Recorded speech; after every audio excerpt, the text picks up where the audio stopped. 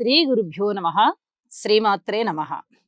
వినాయక చవితి రోజున ముఖ్యంగా వినాయకుడి చేసేటటువంటి పూజలో మనము ఏకవింశతి పూజ అని 21 రకాల పత్రాలతో వినాయకుడికి పూజ చేస్తాం. ఈ పత్రాలకి చాలా విశేషం ఉంది. ఆ విశేషం ఏమిటి అనేది ఇప్పుడు మనము ఒక్కొక్క నామంని చెప్పుకుంటూ ఆ యొక్క పత్రాన్ని చెప్పుకుంటూ తెలియజెప్పుకుందాం. ఓం సుముఖాయ నమః. మాచీపత్రం పూజయామి.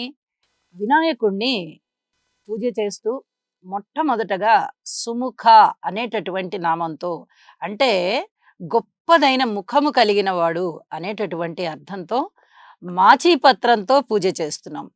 వినాయకాయ నమః. బృహతీ పత్రం పూజయామి. వాకుడు ఈ పత్రంతో పూజ చేస్తున్నాం. ఓం ఉమాధిపాయ నమః. బిల్వపత్రం పూజయామి. బిల్వపత్రంతో పూజ చేస్తున్నాం.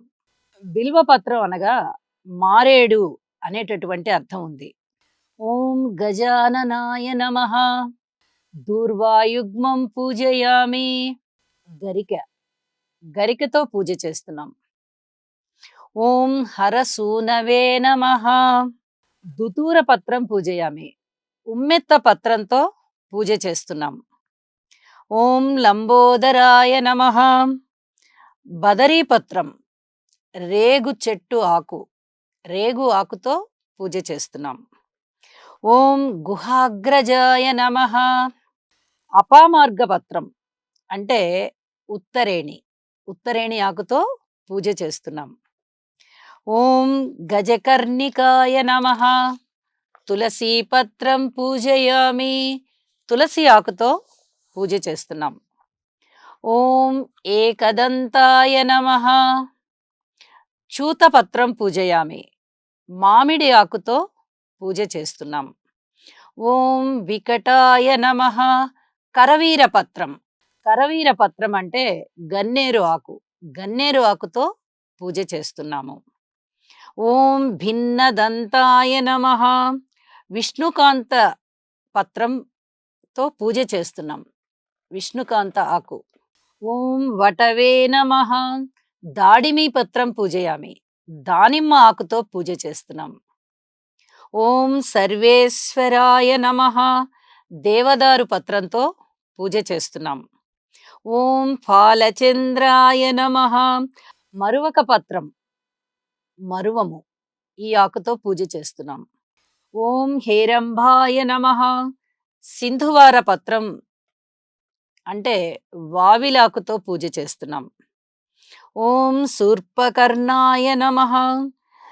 జాతి పత్రం పూజయామి. జావి, ఈ ఆకుతో పూజ చేస్తున్నాం. ఓం సురాగ్రజాయ నమః. గండకీ పత్రం, గండకీ పత్రం అనంగా అడవి మొల్ల, ఈ ఆకుతో పూజ చేస్తున్నాము.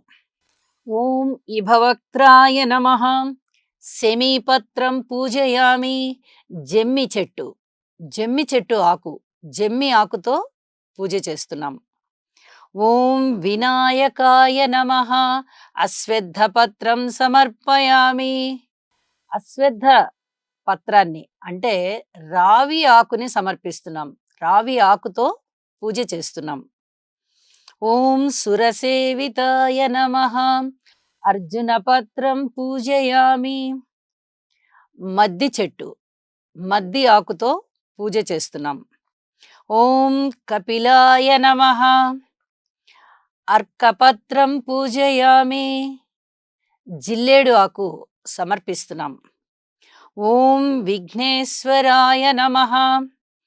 ఏకవింశతి పత్రాణి పూజయామి. ఈ రకాలైనటువంటి ఆకులు, 21 రకాల ఆకులతో చేసేటటువంటి పూజతో వినాయకుడు చాలా తృప్తి చెందుతాడుట.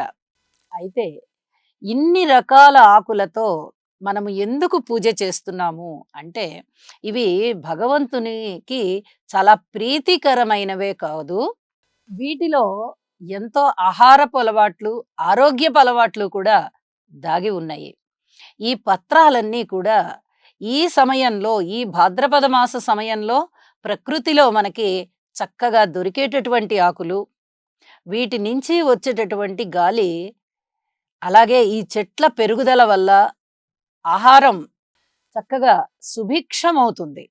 ఆహారం అంటే మనము తిన్నదే ఆహారం కాదు. ఇక్కడ పంటలు పండడం గాని, ప్రకృతి పర్యావరణ గాని, ఇవన్నీ కూడా ఈ ఆహారము సస్యశ్యామలంగా పండడానికి చక్కగా అవి ఉపయోగపడుతున్నాయి. అలాగే ఈ చెట్ల మీద నుంచి వచ్చేటటువంటి గాలి ఏదైతే ఉందో, అది మనము ఆరోగ్యంగా ఉండడానికి కూడా చాలా దోహదపడుతోంది.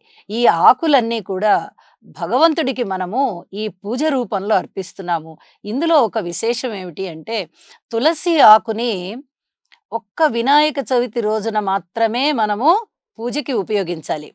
మిగతా రోజుల్లో తులసి ఆకుని పూజకి ఉపయోగించరాదు. ప్రత్యేకంగా వినాయకుడికి పెట్టకూడదు అని చెప్పి ఈ సందర్భంగా కూడా తెలియచేస్తూ ఉన్నాను.